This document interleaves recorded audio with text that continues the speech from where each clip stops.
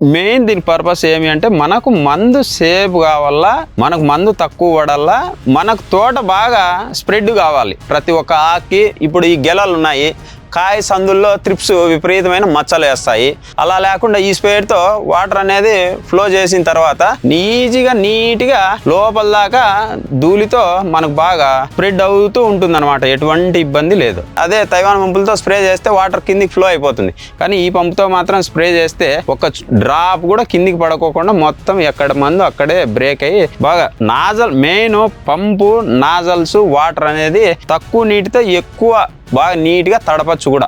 ఈ నాజల్స్ కూడా మనకు ఎంత లెంత్ కావాల్సింటే మనం చిన్నగా ఉన్నా కూడా మనకు ఎంత హైట్ అయినా కూడా నాజల్ కూడా పెంచుకోవచ్చు.